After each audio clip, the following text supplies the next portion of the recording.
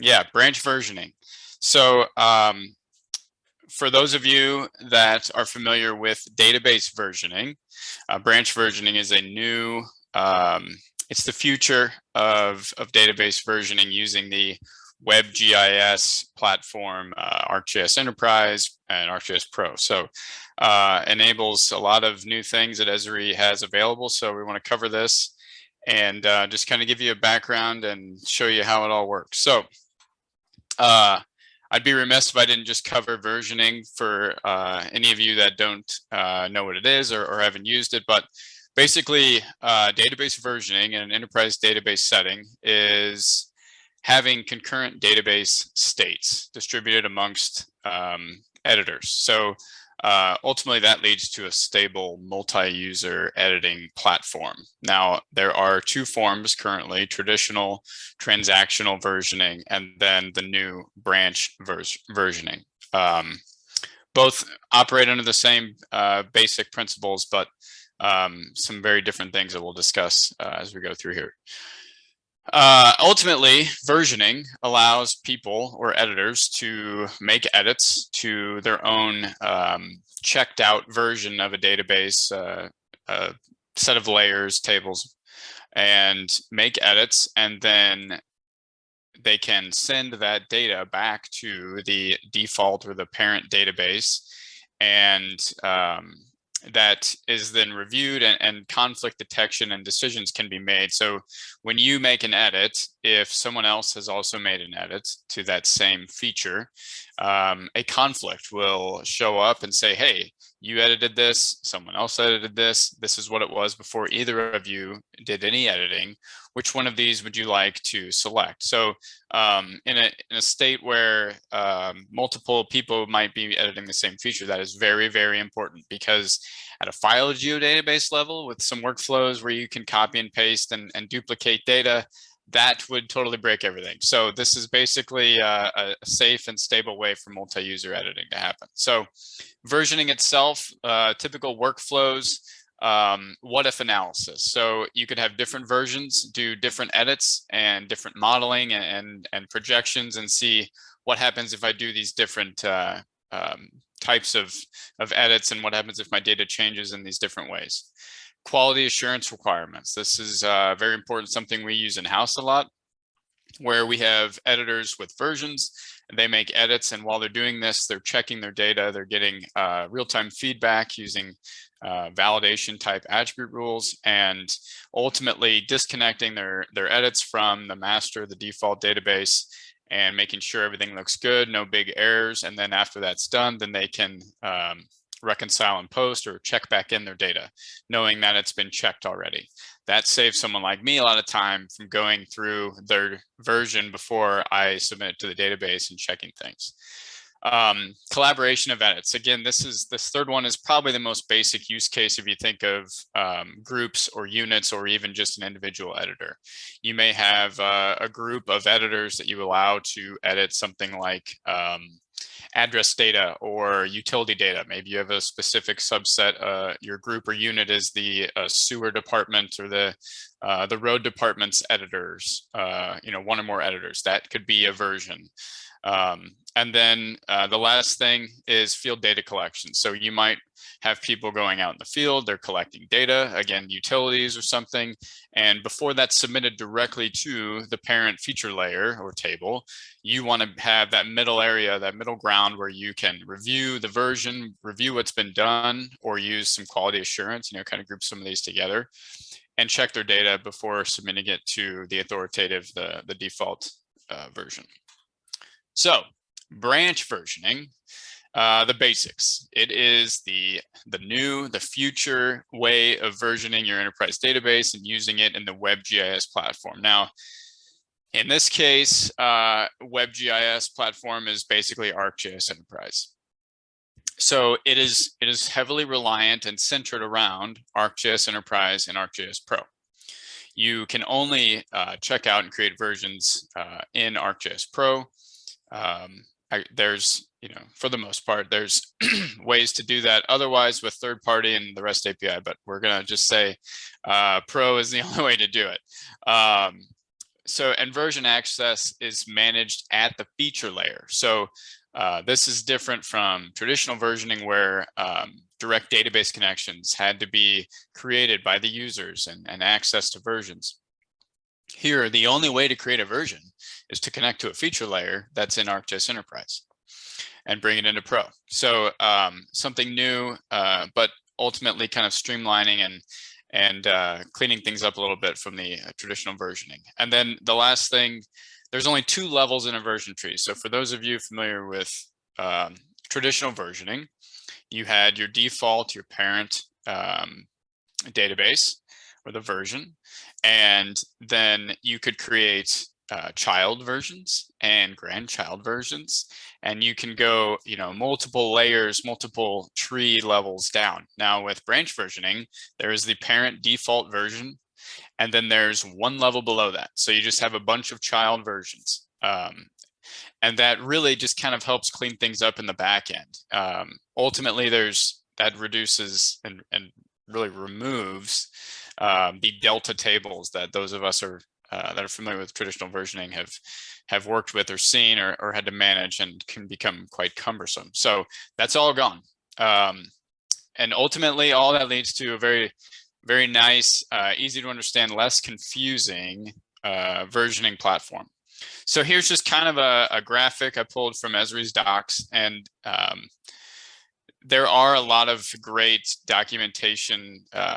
A lot of the Esri docs have really come a long way since I started investigating and looking into branch versioning. So if you have questions or want to learn more, I would really point you to the Esri docs to learn some of these other basics, maybe things that I have to glance over just because of the time constraint here. But this just kind of sums it up. So we have in the middle here, the purple ArcGIS Enterprise icon, right? So that is kind of the basis of everything, but that's tied to the database, our enterprise database, which is feeding a feature service. And then the VMS icon there, that is the version management service or the version management capability in ArcGIS Server that allows for version creation and management in ArcGIS Pro. So all of that leads to the piece below here. We see the orange default circle and the green and the purple version. So that would be me as an editor getting into ArcGIS Pro, pulling in the feature layer, saying I want to create a new version. I'm giving it a name, and now I'm editing my version that's tied to this feature layer, right? So in this case, we've got 3 editors, and somebody could actually be editing the default version. They could bypass having a version if it's an authoritative editor. If you want to give that right, you certainly can. And then ultimately, all of that, the edits happen, reconcile, and post. We post our data back to the default version, which is tied to the root feature service. And the viewers at the top side of this are viewing the data at the default level that, unbeknownst to them, it's QA QC'd, it's being reviewed, it's, multiple people are contributing to this layer. So that's kind of a quick rundown, but it's a really cool image. It kind of shows the whole workflow. So benefits of branch versioning. Improved performance, that is number 1. Anyone that's dealt with version databases knows the transactional, the traditional type, it can be kind of an undertaking, a very, if you have a lot of edits going through the database, weekly, monthly, sometimes daily, you have to go in and do some maintenance. You have to rebuild indexes, analyze data sets, rebuild statistics, compress the database with those delta tables. That's all, it's a lot of work and something you got to make sure is happening. Otherwise, your performance is degraded. So with branch versioning, you don't have to do any of that. You still have to rebuild indexes, but it's not as, you don't see just the performance slow down if you don't actually do that over and over and daily and weekly. So they've streamlined everything by using global IDs and editor tracking to keep track of everything in the back end. And easier edit management. So again, with the feature layer running the versions and using that ArcGIS Pro interface to kind of look at your edits that you've made and reconcile and post and conflict detection, it's a little bit easier to manage. And ultimately, that sharing access is simplified because we're not giving out individual database connections to the editors. They're using the same sharing access that they would to go access other feature layers and items in ArcGIS Enterprise. They're part of a group. That group has access to this feature layer that has version management enabled, and there they go. They're off and running. So the big set of benefits, and maybe that's why some of you are here, you've looked into some of these things for ArcGIS Enterprise, like utility network, trace network, parcel fabric, validation type attribute rules, and realized, oh, I need to use this new thing called branch versioning. Well, that's the crux of some of this. They're really these new things like utility network especially is relying on branch versioning, and so all of a sudden it's like, okay, now I need to figure out how to do this, and I need to get it set up because I really want to use utility network or some of these other things. So publishing and sharing, and this will make more sense. I'm going to do a demo right after this, but basically you go into Pro, you have your database connection in the catalog window, and you just run a geoprocessing tool called update connection properties to branch. Simple as that.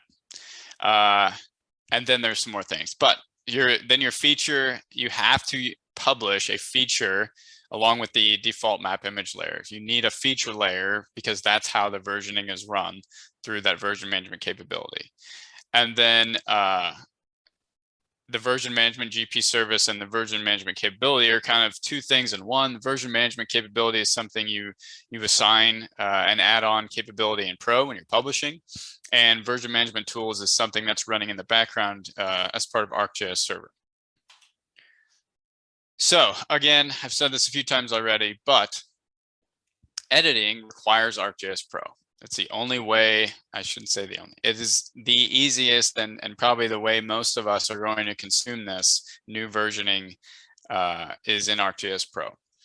And in Pro, there's this versioning tab, has all of your things that you can do, create a version, manage a version, review conflicts, review edits that you've made, and so on. And then so that the versions are created on the feature layer. Now, this is important because if you get really creative, you can have multiple feature layers published from the same service or the same layer in your database or set of layers, right? And those feature layers, even though they're tied back to the same data in your enterprise database, could potentially be set up with version management on both sides. And now you have two feature layers that each have their own set of versions.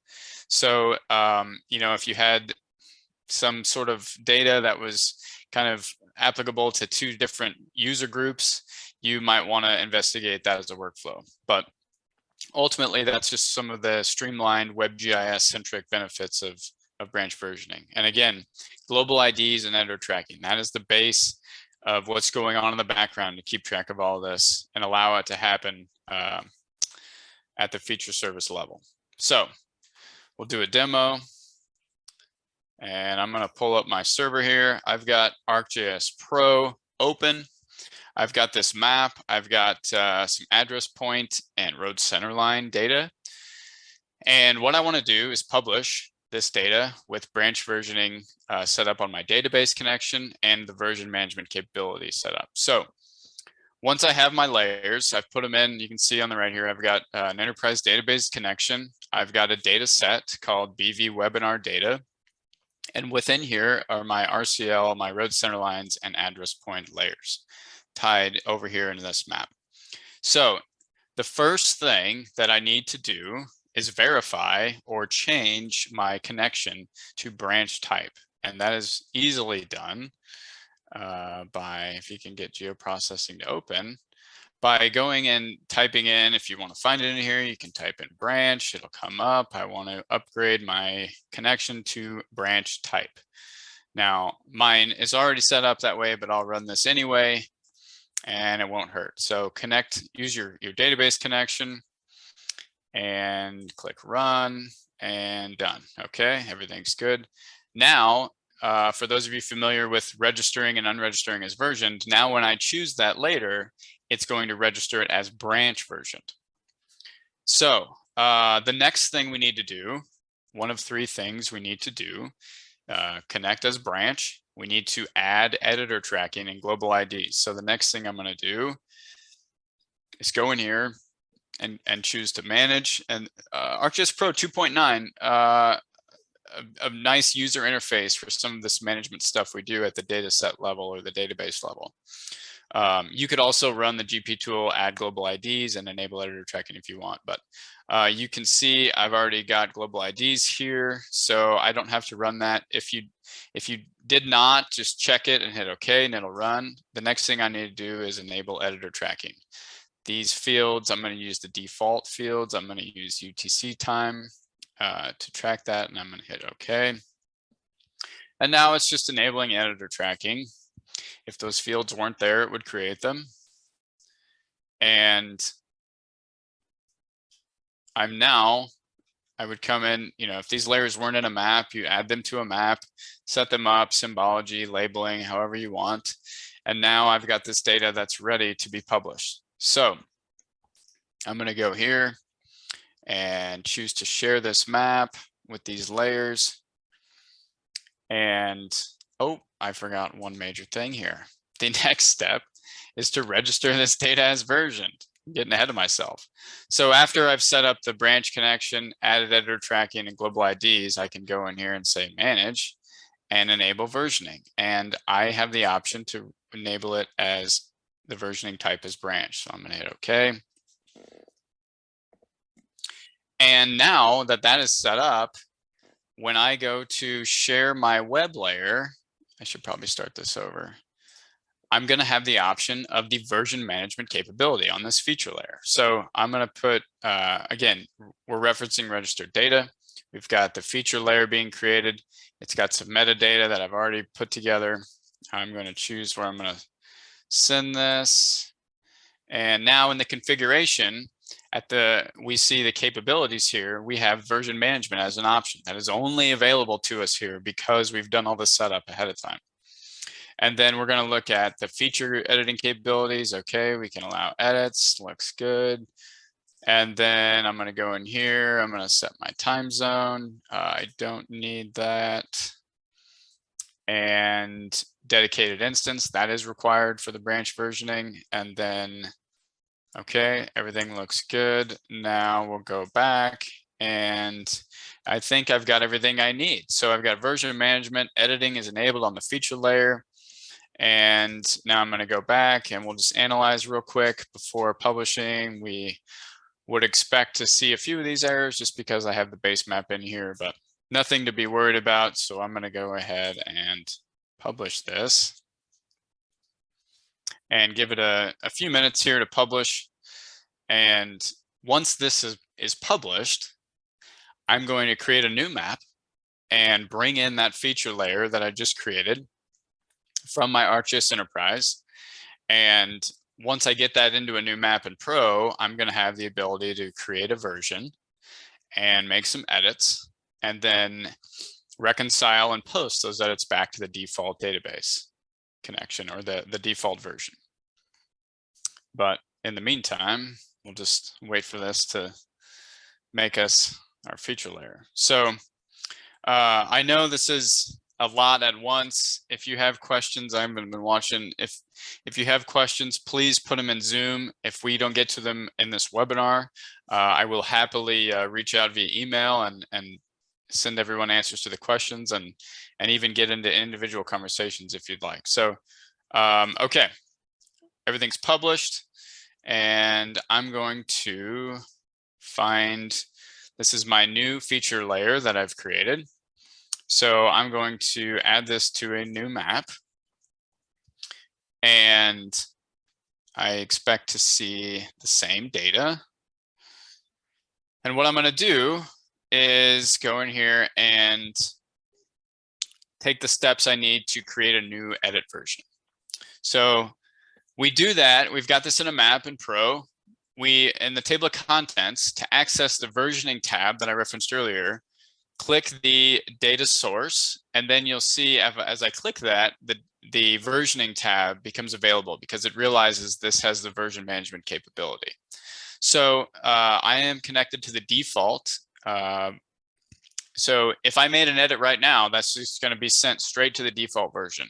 And there's ways to keep that from happening that we'll discuss later. But what I want to do is create a new version. And I'm just going to call it, I don't know, just call it Hunter test version. Access permissions, private means only I can edit this, and or my database, the person that owns the feature service. Today, that's me, I'm both. But protected and public are also other options. So if it was public, anyone can jump in and make an edit in this version. So something to keep in mind if you don't want it to be tied to a specific editor. Protected is a middle level where certain roles can be set up in enterprise to allow people access to that other than the admin. All right, so I'm going to leave it private. I'm going to change this new version, and now I'm going to make a quick edit, and we will see the reconcile and post process, and then we'll cover some considerations. So now I have this new version. You can see my username in Portal, and then the name of my version, and then the feature service name, BV Webinar Publish. So I'm in my version. I'm going to, I'll go down here, and I'm going to make an edit real quick. Let's create one address point. Looks like I can put one there. And looks like we need maybe a road over here. Okay, so I've got these two new features, and this would apply to, if I wanted to move these or whatever, but for the sake of this, we'll just say I've added two features. I'm going to close this.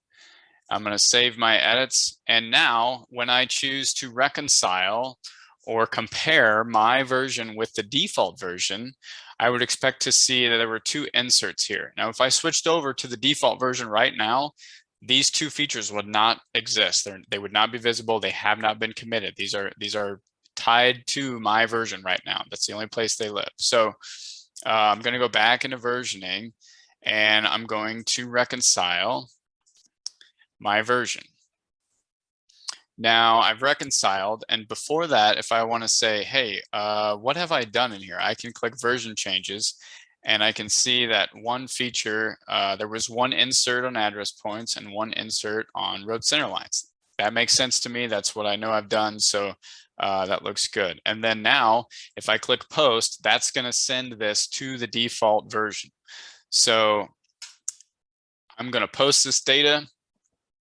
And now you can control that access to the default version, like I mentioned earlier, where I actually, as a user without permission, I can't post this. It would be dependent on someone else, a database, the owner of the feature layer, or someone that has version management admin rights in Portal on their user could go in and do this for me. So that's something to keep in mind. But now I've posted. We expect it to show up in the default database version. So I'm going to now change versions, and I'm going to say I want to jump back into the default version. And now at the default version, I would expect to see these two features. There you go. And so if I looked at some attributes here, I would see, again, this is on the default version, but I've got, obviously I didn't type any attributes in, but the important stuff is the editor tracking. This is great to have.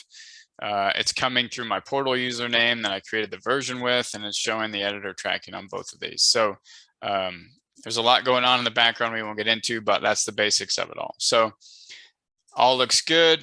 And now that's it. I mean, that's the basics of setting it up and publishing it. So I'm going to go ahead, and before we end here, I just want to cover a few considerations that I found out personally while dealing with this stuff, and also things that are covered by, and some considerations that Esri's lined out. So again, publish layers tied to the default version. You can set up protections ahead of time and make it so that not everyone can accidentally or intentionally edit the default version without having that version catch it in the meantime. All editable layers without that version management capability will send edits to the default. So that checkbox and the capabilities when we went to publish that said version management, if you don't check that, there's no versions that can be made. And if you publish a feature layer and that has editing enabled, anyone editing is going straight to the default version. So something to keep in mind. There are times where that's what you want, but there's also some times where you probably don't want that. You need to just know that that can happen and get ahead of it. Again, protected and private default version. That ties into these first two, where if you have version management enabled or don't want version management enabled, you can set the protection level of your default version to be protected or private and kind of block some of that accidental or intentional defaults to the default version.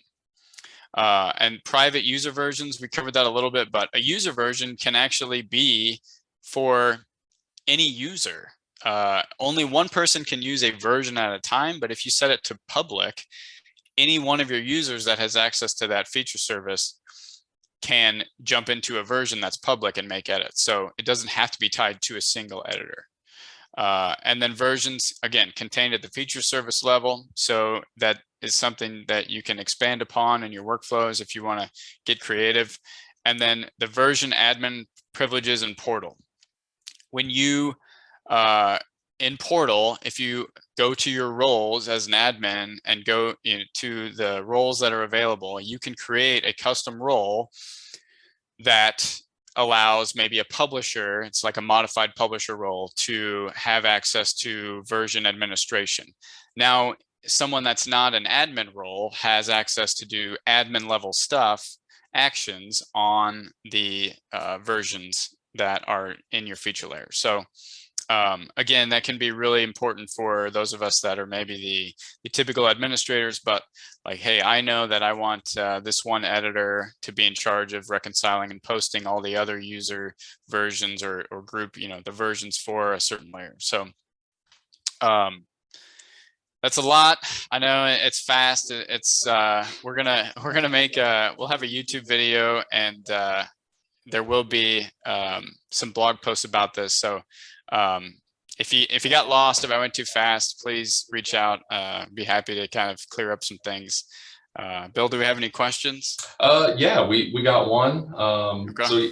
So like Hunter said, thanks for sticking on, and we'll continue here for a few minutes for those of you that can stay on, but we do record everything, so we'll get that to everybody as well. But we've got one here. Do schema locks affect the ability to register as versioned?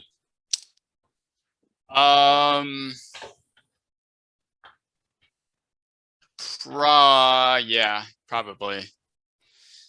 Especially if you don't have global IDs and editor tracking, it's not going to be able to set that up without exclusive schema lock. Oh. That's the only one we have here. Everybody, I'm putting our contact information. So again, thank you for attending today. We know that was a lot. If you were looking really closely at Hunter's demo, you might have seen that he was using a specific town in Wisconsin. Myself, Hunter, and a couple of other compatriots of ours, we will be at Elkhart Lake, Wisconsin next week for the Wisconsin Land Information Association for their annual conference. Hunter will be there talking about branch versioning again, talking more about this. So if you happen to be in Wisconsin or going to that conference next week, then stop by and see us, and you can hear Hunter talk again and ask him any questions you might have. But otherwise, again, thanks for coming today. Like I said, we'll follow up with the recording soon, within the next day or two. But if you need any help immediately, you can go to cloudpointgeo.com/contact. You can see there on the screen, you got the office 877-377-8124. You can get a hold of us as well. And of course, we're on social media, so you can find us there. But again, just thanks for attending, guys. Thanks for the participation. And we hope to talk to you all real soon. Thanks, everyone.